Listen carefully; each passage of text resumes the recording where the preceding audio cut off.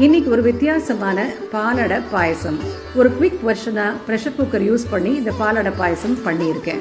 இந்த பாயசம் 3 ஸ்டேஜஸில் பண்ணணும். முதல்ல பாலை சுண்ட காய்ச்சணும். செகண்ட் இந்த பாலடையை நம்ம வேக வச்சுக்கணும். இது ரெண்டையும் கம்பைன் பண்ணி குக் பண்ணணும்.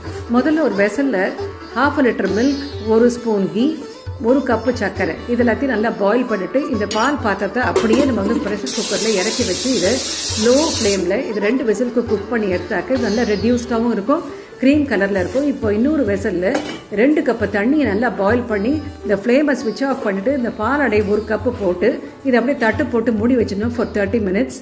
அதுக்கப்புறம் இதை ட்ரெயின் பண்ணி நம்ம ரெடியாக வச்சுக்கணும். இன்னொரு பேனில் அந்த ரெடியூஸ்டு மில்க் அதோட இந்த குக் பண்ண பாலடை எல்லாம் சேர்த்து ஒன்றா நம்ம குக் பண்ணணும். 1 ஸ்பூன் கீயும் மேலே விடலாம். அதில் இப்போ இது எல்லாம் சேர்ந்து ஒரு ரிச் க்ரீமியாக இது நல்லா குக் ஆகிருக்கும். இப்போ ஒரு 1/2 ஸ்பூன் இதுக்கு காடமம் பவுடர் போட்டு மேலாக நெய்யில் கேஷ்யூ நட்ஸ்லாம் தாளித்து கொட்டிட்டா ஆயிடுது.